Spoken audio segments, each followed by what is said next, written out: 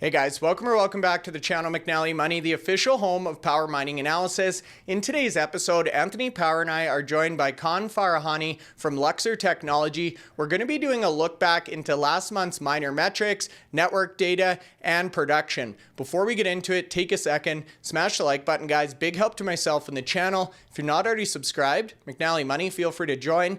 And let us know in the comments section below how you're feeling about the Bitcoin mining sector as a whole and any key data points you're watching. With that being said, let's get into today's video.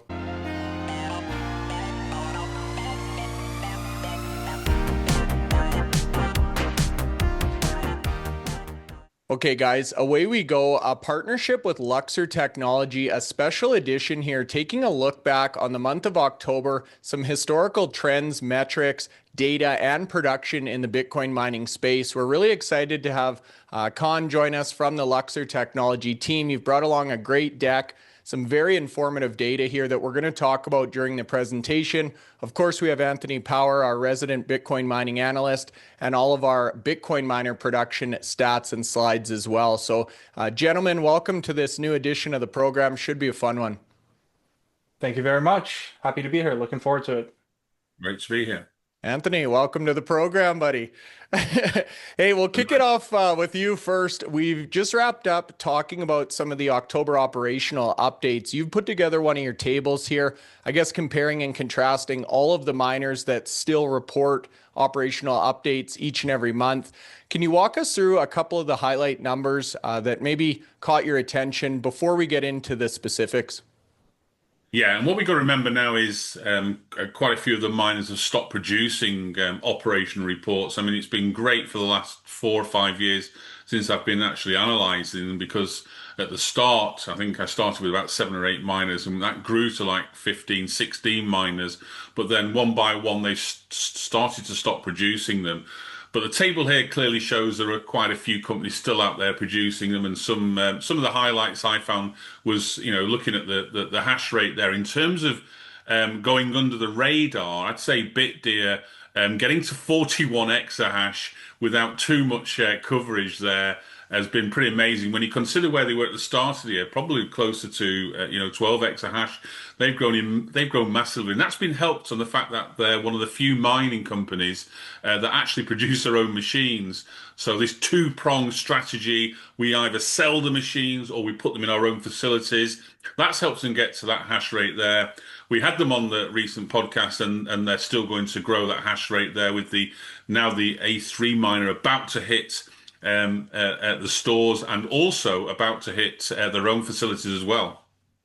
You're certainly right, and that's a good starting point, I guess, talking about hash rate growth in the public miner sector and on the network overall. So, Kaan, you've brought together a nice looking deck here. Essentially, the plan today, you guys, is talk about some of the metrics we observed in the month of October, some of the opportunities, derivatives, products that Luxor has available to help combat that volatility, and then where we expect this market to go. So in terms of, I guess, the agenda for today, that's kind of what to expect.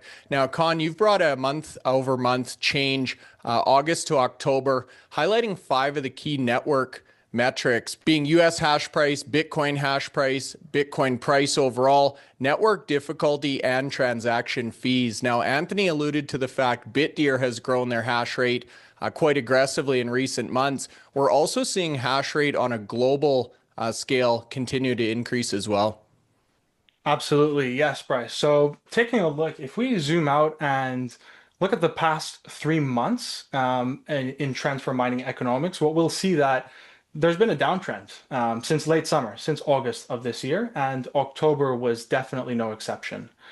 This was primarily fueled by an increase in monthly average network difficulty. We saw that throughout the month of October, network difficulty increased by 8.4% month over month, which is the strongest monthly growth we've seen since November of 2024 last year.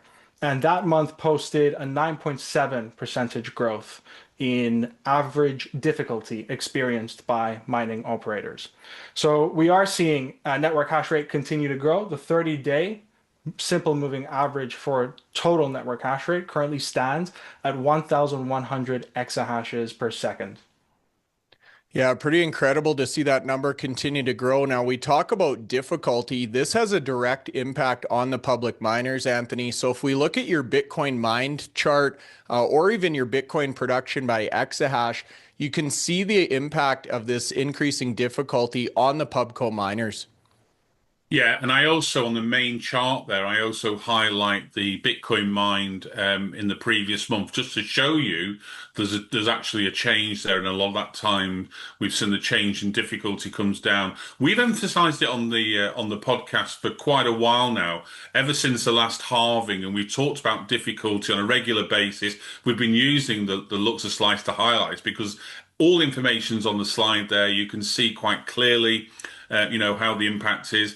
And, from my view, I've always said that this goes under the radar out there, especially to a lot of retail investors. They hear about the halving, the rewards will reduce by 50% every 4 years. Next one's due in about April 2028. But nobody should be underestimating the difficulty adjustments. And where I was previously quoting, a difficulty adjustment of maybe equivalent to another halving. Kaan, you can probably tell us what Luxor have done in terms of research and give a more up-to-date figure on that position. Absolutely. Great point that you make, Anthony. This is a pretty interesting and I think relatively slept on aspect of mining economics. And that is the fact that not only is Bitcoin denominated hash price declines driven by the programmatic block subsidy halving events, but there is a more, let's say, sinister effect in play as well, which is that continuous growth in network hash rate driven by network difficulty is also pulling Bitcoin denominated hash price down. So much so that in fact what we see is network difficulty since 2021 has doubled at a rate of around every 16 months or so. So every 16 months or so, we're seeing Bitcoin denominated hash price effectively get cut in half again. And this is before the next incoming programmatic block subsidy halving has hit. So taking a look at previous year numbers, for example, in 2024, the average Bitcoin denominated hash price came in at around 100,000 Satoshis per petahash per second per day.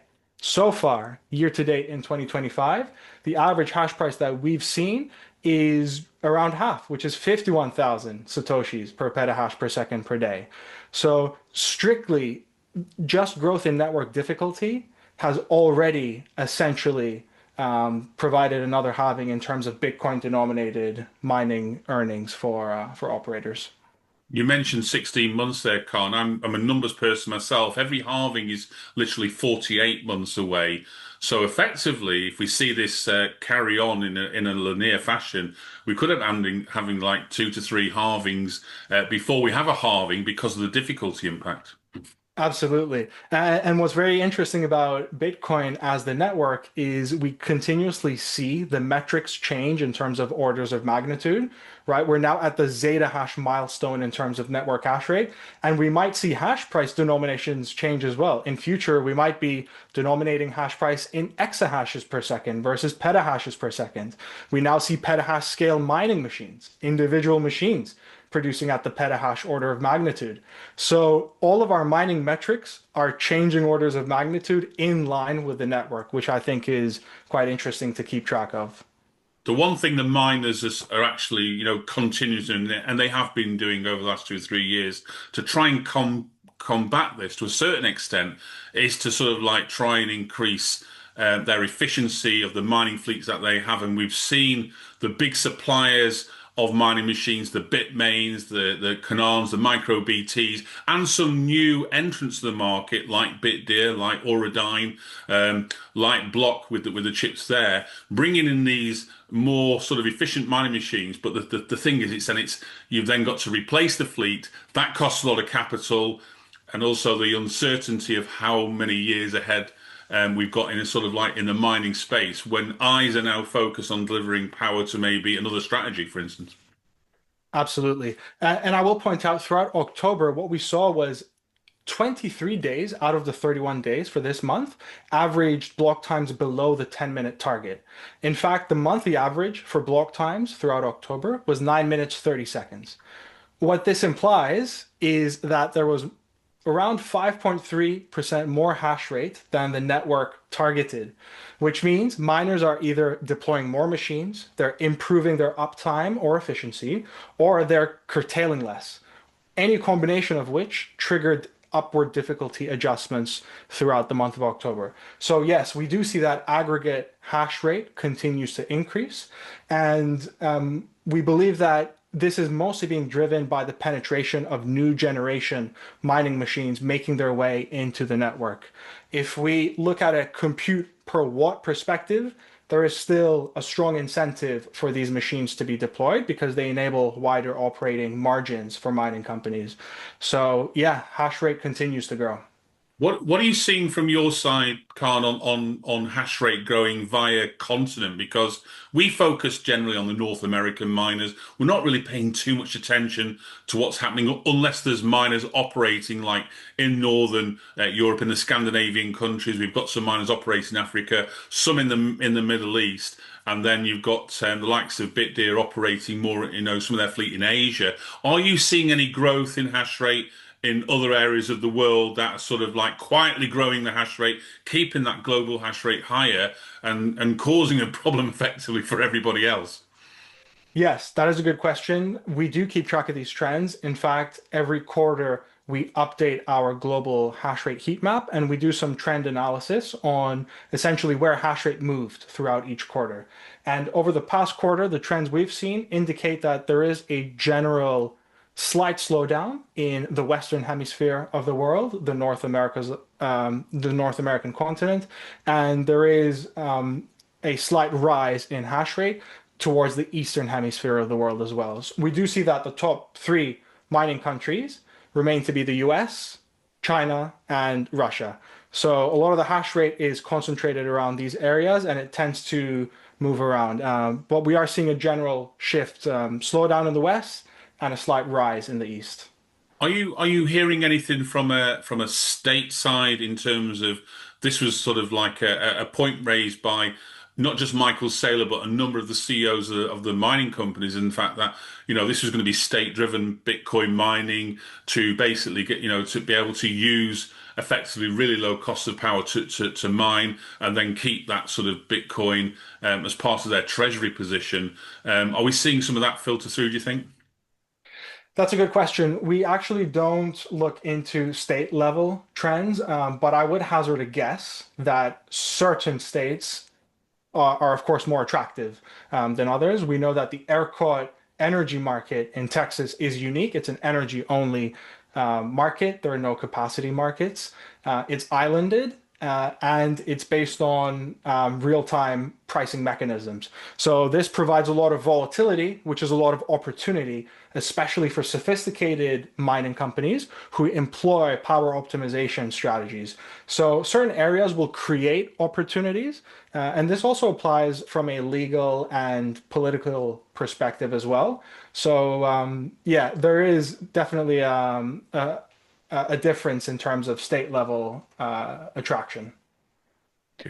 Hey, now, Kaan, I know you guys have brought along some charts on transaction fees as well. That's another soft spot for the miners right now. Not only is difficulty going up, the Bitcoin price, as I mentioned, has dropped below 90,000. Transaction fees, definitely not where we had hoped they were.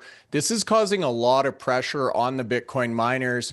And you guys at Luxor have actually come up with a suite of products, derivatives, futures, future hash rate, in order to help these pubco miners that Anthony and I talk about on the regular really manage out some of this risk or volatility. Yeah, so let me share some insight on what we're seeing on the transaction fee front. So I'm going to navigate to slide 8 in our deck for today. And what this shows is transaction fee trends over the past few months. In October, fees continue to take a downturn. On a Bitcoin denominated basis, fees averaged around 0.022 Bitcoin per block per day. This is an 18% decrease from September And it's actually the lowest since February of 2011 on a Bitcoin denominated basis. So essentially, the main message with transaction fees is that the chain is empty. Fees have essentially been virtually non-existent, and they've been like this for a while now. Overall, fees are constituting under 1% of total block rewards as well. In September, it was 0.85%. In October, it was 0.71%. And if we zoom out and we look at the previous year, transaction fees constituted over 5.5% of total block rewards in 2024. Year to date in 2025, this is looking more like 1.1%. So safe to say that fees have heavily underwhelmed in terms of rewarding miners. Now, Kaan, is it the case of less transactions, or is it a case of the fee per transaction is reduced? Do we have any insight into that? Yes, that's a good question. So there's two different ways to look at this. When we look at fees being collected, we can look on a dollar denominated or a Bitcoin denominated perspective. We just mentioned that from a Bitcoin denominated perspective, things are looking pretty bleak. We're at all-time lows, essentially, hovering around the 2011 era. Now, in terms of dollar denominated fees, they don't look as bad. And this is because we've seen a general rise in Bitcoin price action throughout this time. But now that is starting to switch as well. So that's starting to turn. So that's one thing to point out. And the second is, I think miners tend to care more about the Bitcoin denominated basis when it comes to collecting fees. So again, let's zoom out and compare the prior years. Average fee collection for 2024 was over 0.25 Bitcoin per block per day. And this number excludes the 2024 halving because that was an outlier. That block included 40 Bitcoin as the total block reward, 37.5 of which was transaction fees. So even if we exclude this number, we're getting an average of around 0.26 Bitcoin throughout 2024. Year to date in 2025, that's coming out to 0.034. So miners are definitely being underwhelmed in terms of the fees that they're collecting, both on a Bitcoin denominated and a dollar denominated basis overall. Yeah. Is there any way that fees can be adjusted by the blockchain? I heard a few years ago that when we saw the hash price start to drop, and believe you me, if you go back a few years ago, hash price was over $400 per petahash per day, and like we're saying today, at under $40, that's like less than a tenth of the position. But they were talking about fees would have to compensate miners, and I just don't know if there's a mechanism out there that can be adjusted. Are you aware of anything, Khan? Well, no, what I'll point out is that the pool payout methodology and the calculation that goes into the pool payout method will have an effect on transaction fees, depending on how that's set up. But generally, the answer is no, because transaction fees depend on user demand for block space. So if there are no transactions being made on the main chain, on the Bitcoin blockchain, this is what we see. And we do tend to see that fees are bimodal in the sense that there's either a lot of traffic and traffic jam in the chain where fees tend to be very high, or they tend to be empty where there are no fees and there tends to be no in between generally. So it's a difficult dynamic for miners to really predict or forecast. It's essentially not really possible to predict. Thank you. Now, we're seeing on our side, Kaan, a lot of the miners, because of these points we've just talked about, the difficulty, the hash price, the low transaction fees, they're diverting their megawatts towards other use cases, mainly HPC AI. I know Luxor has also got involved with some of the energy trading. We had a feature on that. One of the slides you brought along is this energy hash price index. So I wanted to get your take. You see the macro environment here. Energy, that topic specifically, then Anthony, maybe we can talk about a few of the trends we're seeing on our side as well. Yes, excellent. So I'll look at the energy hash price index chart here. This is slide 10 in our deck. And what this shows is a very interesting way to frame hash price because it denominates hash price in terms of electricity, in terms of watts per hour, watts consumed. What we see is that from a compute revenue per watt perspective, different generations of mining machines earn different amounts of revenue when denominated in electricity. And what this means is that newer machines are essentially more future-proofed. They have wider operating margins. So they can take on more of a hash price compression compared to fleets composed of older generation machines. That's one thing. The second is the energy hash price allows for machine agnostic or compute agnostic comparisons with other types of computing revenues as well. So if a miner were to look at whether to allocate their power capacity towards Bitcoin mining or towards AI HPC general computing, the energy hash price is one way for them to understand which compute type pays more for their electricity. So yeah, what we are seeing is that this trend is now starting to change as AI HPC pivots continue to attract more power and capital, especially in public markets in North America. So there's a bit of a substitution effect potentially starting to showcase itself here. The miners have a decision to make. They have power capacity, and what's the best allocation for that electricity? It could be Bitcoin mining, it could be other types of computing, or it could be to sell the energy back to the grid as well if you're grid tied. So these types of decisions are now starting to become more prominent, of which mining economics and hash rate is just one pillar. Now, Anthony, on our side, we're seeing a lot of miners pivot away from the Bitcoin mining, signing some of these big contracts. I guess the proof is really in the pudding there.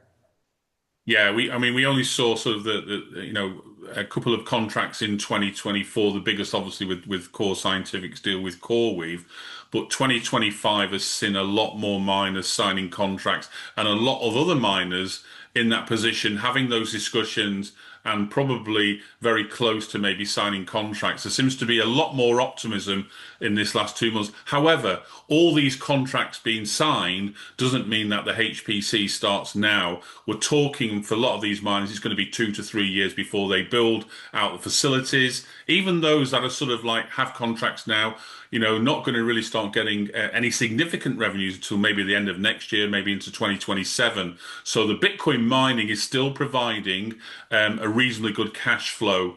Something else I'm obviously seeing in the space is, and I've already highlighted with regards to BitDeer, the fact that they can produce their own machines, and we're seeing some really low or great efficiency coming out of the market. We've seen the machines from Kaan released recently with the efficiency there, significantly low and as market beat as you can find at the moment out there. We know that Bitmain will probably want to be bringing out similar machines. BitDeer are about to go into production with the A3 miner. That's going to have a great efficiency. They're already doing the testing on the A4.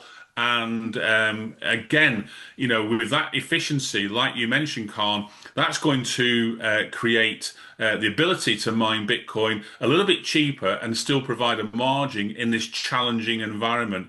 And the final thing is also looking at a company like BitFuFu, who've decided to not maybe go down and fully use the self-mining strategy. They're using a cloud service strategy. So they're allowing individuals who don't want the hassle of owning machines directly and having to sort of like maintain themselves. They're able to sort of like buy machines on behalf of their customers. And believe you me, 645,000 customers at the moment. So it's no small business model. It looks to be a very profitable business. We've just gone through the earnings and they came out with a really good net income. We're also seeing an increase in hosting as well.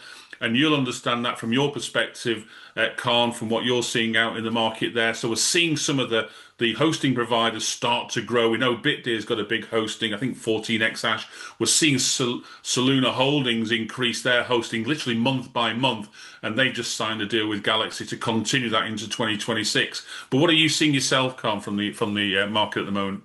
Yeah, so from the public side, we are noting that the large publicly traded mining companies are starting to signal a shift towards a slowdown in terms of ASIC purchases and potentially a reallocation of their current power capacity towards other types of computing away from hash rate. We've seen one public miner mention the fact that they will aim towards a full decommission of their hash rate within the next few years, for example. So this is one major factor which may change the overall secular trend we've seen so far.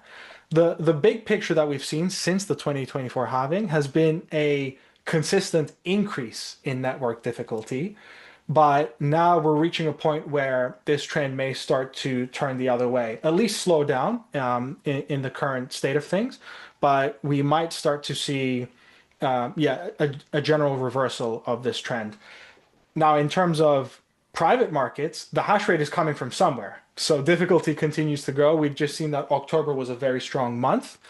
So it's relatively unclear to me which direction hash rate will take. But thankfully, we have signals from the forward hash rate market, which we can decode, which gives us information and tells us what to expect in the incoming months ahead.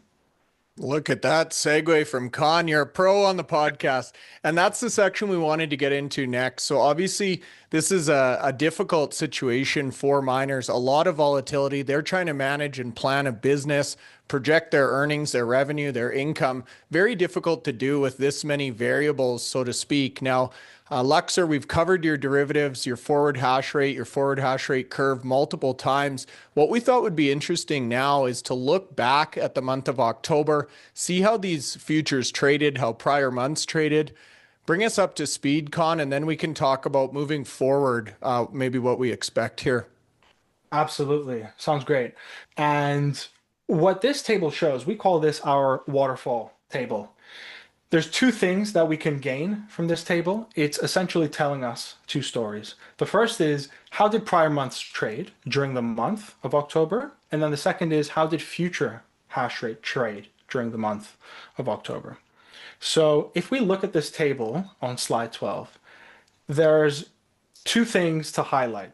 First of all, there's two types of numbers, each cell value that we see in this table. The first, which I'll point out, is a highlighted diagonal that goes down. These hash price values are highlighted in gold color and they go downwards across this diagonal. This is actual hash price settlement for each month, as measured by Luxor's Bitcoin hash price index. So let's take an example. During the month of September, we see a highlighted hash price value of $52.06 per petahash per second per day. Where did this number come from? Throughout the month of September, every 15 seconds, Luxor's Bitcoin hash price index did a calculation and recorded a hash price value. At the end of the month, we took an average of every single 15-second hash price calculation, and that gives us the settlement rate for the hash price index for that month. And we've repeated this for the 6 months prior. So in October of 2025, for example, we know that actual spot hash price settled at $48.47 per petahash per second per day. Now, every other cell in this table represents a mid-market rate. And very simply, what this means is the mid-market rate is essentially the midpoint at which the best bid and the best ask in Luxor's order book meet together. So this is where demand and supply for hash rate gets to meet at Luxor's order book. What we do is we find the best bid, the best ask, we add them, and we divide by 2. This is essentially the average hash price that we would expect to be able to access if we were to enter into these contracts. Now for the seller, this is a hash price that they get to lock in and sell their Bitcoin mining hash rate for, and a buyer would be buying a hash rate at this bid market rate. So now that we've covered this and we understand where these numbers are coming from for this table, there's another thing to point out. We see a color scale. We see a colored row and a colored column. Simultaneously, what this color scale is summarizing is the trading history of the October 2025 contract, which is the colored row, and how the forward curve, i.e. future hash rate, from November 2025 up to March of 2026 traded during the month of October. So this table has a lot of information, and now we're going to break it down and decipher the signals that it's telling us. Yeah, really interesting to go through these tables and charts. We appreciate the context or breakdown. Like you say, there's a lot of information there. Now, what is it actually telling us, Kaan? Absolutely. So now let's go to this chart of the presentation. We've now plotted the colored row that we just saw in our USD table. So we have this table, the waterfall table, for both USD denomination and Bitcoin denomination. What we've now done is plot the colored row that we saw for that table. And essentially what this chart is telling us is what hash price would I have been able to lock in and compare to my spot hash price during the month of October. So in October, hash price settled at $48.47 or 42,000 Satoshis per petahash per second per day. Every other hash price value that we see here, spanning from May to September, were the mid-market rates available during each month in Luxor's order book. So for example, in July of 2025, had I wanted to enter into a hash price forward contract, the available hash price on average was $57.03. Now, if I compare that to my spot hash price for October, which was $48.47, the age-old axiom of buy low, sell high is now telling me what sort of results I would have been able to obtain. So I'm now going to move to slide 17 in our presentation. This is another way to present the same information. Now we're looking at differences. So in July, if I had sold hash rate forward, I would have locked in that $57 hash price, which means that I would have locked in an 18% difference in additional revenue compared to mining spot throughout October. For a 1 exahash mining operation, this comes out to over $265,000 in incremental revenue for the month. And if I were to do the same thing for Bitcoin production, I'm now looking at slide 8 in our presentation, I can see that had I locked in July's hash price, I would have earned an additional 15% in Bitcoin production, which for a 1 exahash mining operation would have come out to an additional 1.9 Bitcoin. So really what this chart on slide 16 is telling us is for the month of October 2025, selling forward at any point beforehand was a win. Sellers won across the board. And the reason is because the month of October saw one of the strongest growths in monthly network difficulty. So this is what the contract enabled miners to hedge against. The risk was if difficulty continues to grow throughout October, Bitcoin denominated hash price will continue to go down. But if I sell forward, I can lock in a hash price before all of this happens, which is giving this positive result for forward sellers throughout the month. And if you think about October itself, Kaan, the Bitcoin price reached its all-time high of 126,000 there. So locking in, like you say, at those prices you've quoted there, obviously a great position to be in when you consider where we are now. Yeah, that's a really good point, Anthony. And what we just did, the analysis was for one single month, right? We saw that October was a win for sellers. What if we were to zoom out and look at the past 12 months and repeat this exercise for the past 12 months? What does it look like? The main message here is over the past 12 months, essentially, again, rolling forward and selling forward one across the board in terms of Bitcoin denominated hash rate markets. And the reason is because throughout this time, we've seen relentless growth in network difficulty and underwhelming transaction fee rewards coming in. The combination of which more than basically degraded or depressed Bitcoin denominated hash price in a manner that was unexpected for forward market participants. They consistently undershot the extent to which Bitcoin hash price would go down. So yeah, these longer duration contracts generally benefited from being priced ahead of rising network difficulty and low transaction fees, while still maintaining long exposure to Bitcoin price action. So miners who were selling forward on a Bitcoin denominated basis over the past 12 months ended up mining an additional 10% Bitcoin if they were selling 5, 6 months out. Yeah, super interesting, Kaan, and really nice to see how this data lines up with the real world behaviors we're seeing. Anthony, we just finished up talking about earnings. You look at gross margin for a lot of these miners, severely compressed. A 10% increase by using derivatives or these futures, that's a pretty significant impact based on what we've just looked at. Yeah, absolutely. It's been a challenging time for all bar a few of the most efficient mining companies out there that are able to attract not only the lowest power costs, but also the best efficiency.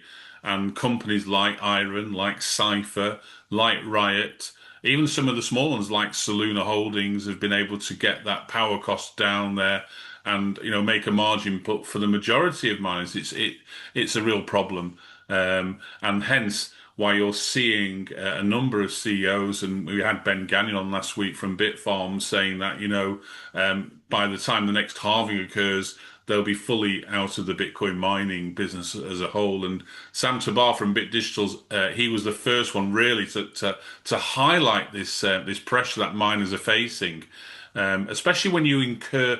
Miners tend to look at the cost that they're incurring as a cash cost during the period. But once you start applying the cost of these machines to the calculations, that's where it becomes a problem, because the cost of the machines is effectively the depreciation.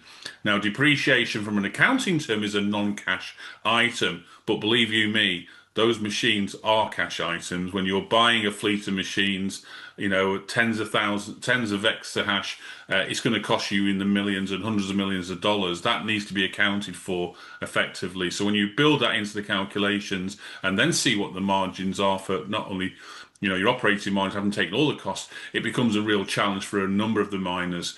And so, this is the problem they've had, and we've been highlighting the causes of that. And at the moment, looking at the charts that Kaan's kindly provided, we're not seeing any upside in the next few months.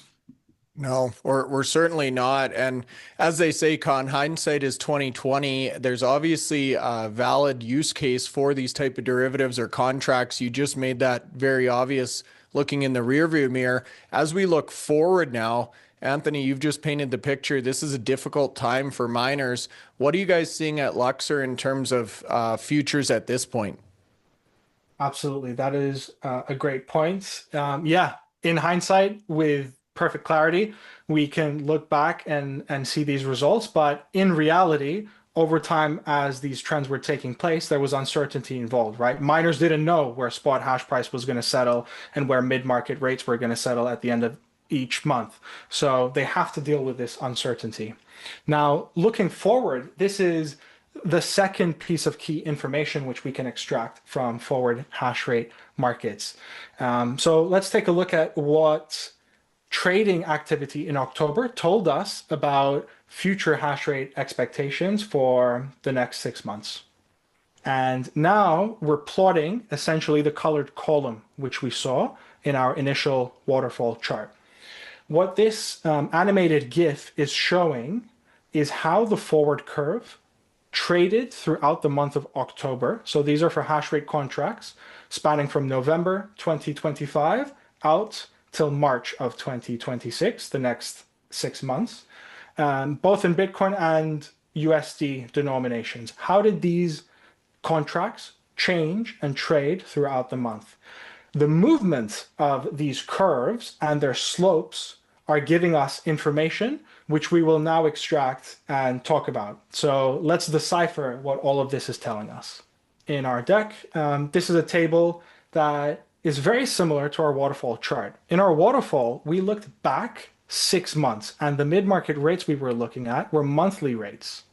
Now we're looking at daily mid-market rates for the 4 weeks throughout the month of October. So essentially, each value is giving me the daily hash price value that was available for each future hash rate contract during each trading week throughout the month of October. And we're looking at every Monday. So the 6th of October was a Monday, the 13th of October was a Monday. We're looking at the 4 Mondays throughout the month of October.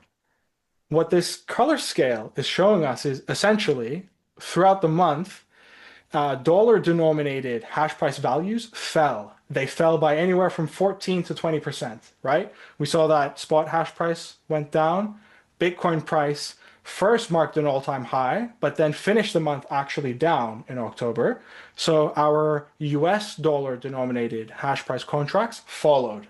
They essentially showed the same trend. The Bitcoin denominated table moved differently. So it's telling us a different story. What happened with our Bitcoin denominated contracts was the front end of the contracts fell anywhere from 1 to 5%, but the tail end of the contracts, so from February to March onwards, actually rose anywhere from 1 to 3%. So the slope of the curve changed throughout the month. What this is telling us is this implies that market participants are expecting weaker near-term dollar-denominated hash price, but some relief on the network side. And I'll point out that this analysis was written up in early November during the first week. And since then, we've actually seen this play out, right? We've seen Bitcoin price action going down and further depressing dollar-denominated hash price, but we've also seen a negative difficulty adjustment occur in November, on November 12th, which decreased difficulty by around 2.4%. So Bitcoin hash price actually did get the relief. So the main message here is that the forward market baked in these insights. We were able to decipher them by looking at this table and analyzing how the forward curve moved. And this expectation actually turned out to play in reality. We see that on the market side. It's almost the groupthink mentality. You take the consensus of everyone in the market or everyone participating in these forwards markets, and generally it's pretty spot on. Anthony, anything surprising you from what we're seeing in terms of the Bitcoin miner prices themselves, the market cap? They're kind of moving in unison with these trends as well. I think it's that what we're highlighting now. I mean, we've picked out October as a month there, but if you look at October, I mean, the volatility of the Bitcoin price that we saw during that month, and it rise to its all-time high, but then effectively start, coming back towards the 100,000 mark. And we've seen in November that's now dropped to the 90,000 mark in very, very short space of time. It took a while. I don't think we'd been under 100,000 for the best part of the last year. So this is how quick things can happen. This is people need to be aware of. This is why these types of products effectively can help miners tend to de-risk some of those potential issues by locking in over a period of time, knowing then what they're at the expectation that they'll this is what they're going to achieve over those months they've locked in for. Absolutely. And Anthony, you make a great point here around Bitcoin price expectations. What's really cool about the analysis that we just did is if we now combine the information that we've seen and we divide our US dollar hash price values by the Bitcoin denominated hash price values, we actually get implied Bitcoin price expectations expressed by the forward hash rate market. And here we see what Bitcoin price expectations looks like for the near future, all the way out till March 2026. And throughout the month of October, what we observed was that price expectations fell anywhere from 15 to 17%, but they remained trading in contango, which means the spot price was consistently lower than what was available in forward contracts. What this is telling us is that there still is near-term bullish sentiment being expressed in terms of Bitcoin price action, but it's just been reassessed. It's been pushed downwards. So we are still looking at an upward trajectory in terms of Bitcoin price expectations, but perhaps just at a lower level overall. And we could also do the same analysis for difficulty and network hash rate as well. So what the month of October told us was that the forward market is expecting continued growth in the near future, but a potential slowdown in the medium term, anywhere from 3 to 6 months out. That's Yeah, awesome. some good points there, Connor.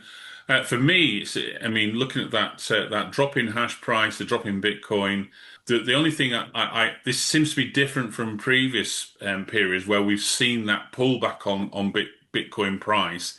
We've then seen effectively the global hash rate change because it really means that a great majority of machines out there are not being able to mine at a profit. And this is the expectation, but this particular sort of position at the moment, we've highlighted that the global hash rate hasn't really decreased. In fact, it's been rising, and to a certain extent, that just causes a problem because I think miners would have expected when you see that hash price drop, it means that people should be switching off the less efficient miners. We know some of the companies out there. I mean, Cypher operate on a basis where they will switch down their power when the power prices rise because they're on very, very tight margins on some of their sites. Yes, they've got some sites where they're attracting very, very low energy costs, but not all their sites do that. So they're really effectively, from a utilization perspective, and I do put a utilization chart in the pack there, you can see which miners are sort of like effectively drawing as much power during the month as they can. And it's sort of like, a very, same names that seem to crop up month after month, the likes of the Hives Digital, the likes of CleanSpark. Riot has had a fantastic year this year, had many problems in previous years with the sites at Rockdale there and some issued miners. But you can see that a lot of miners are trying to improve their operating position. Remember, operating hash rate isn't the same as total energized hash rate. A company might have significantly more miners in their facilities, but at certain times of the day, they're having to reduce power down there to make sure the demand for customers out there, for domestic customers, isn't impaired. And we've seen that from the sites that we visited last week. So, there's a lot of issues there. But if some of these miners are still getting close to, I would say, close to 79, 80% utilization, which is a good metric to show the fact that, people out there might think, well, they're working 24 hours a day, 7 days a week, 365 days a year. They're not doing those sort of hours. It's very challenging. You hear about, some miners saying, well, we're at, 99% uptime. The numbers don't show 99% uptime because we can calculate, and I'm sure the team at Lux can also calculate, is what the realized hash rate is based on Bitcoin production. And when you start reversing those numbers and giving a realized hash rate, that's when it starts to show there what they've effectively been achieving compared to what the hash rate they had installed at the time. Mhm. Absolutely. Yeah. And I will point out the all-time low hash price that we observed was in early August of last year, 2024, and it was $37.70 per petahash per second per day. As of today, we're hovering around this $37 mark. And in fact, today's mid-market rate for Luxor's hash rate forward market is pricing in an average hash price of 36.77 for the next 6 months, or 40,000 Satoshis. So we're seeing that, in the near term, hash price expectations continue to look relatively bleak. Yeah. Yikes. Well, a good time to come on and get some data points at the very least. Now, Kaan, if people are watching this, they're saying, hey, maybe this sparks some interest, or I run some miners and I'd like to maybe explore some of these products. What's the best way to really get in contact with you guys, or where should they start? Great question. Find us at luxor.tech and feel free to reach out to derivatives@luxor.tech for email, and we will have our derivatives team get in touch with you. Awesome. Yeah, this was a really cool episode. We haven't done one of these before, and it's nice, again, to see how the data on the back end matches up with what we're seeing in the real world in the market. So thanks to both of you for your time. You guys, if you have additional questions for Kaan or the team at Luxor, leave them in the comment section below. Hit the like button. Feel free to subscribe. We'll see you back here tomorrow.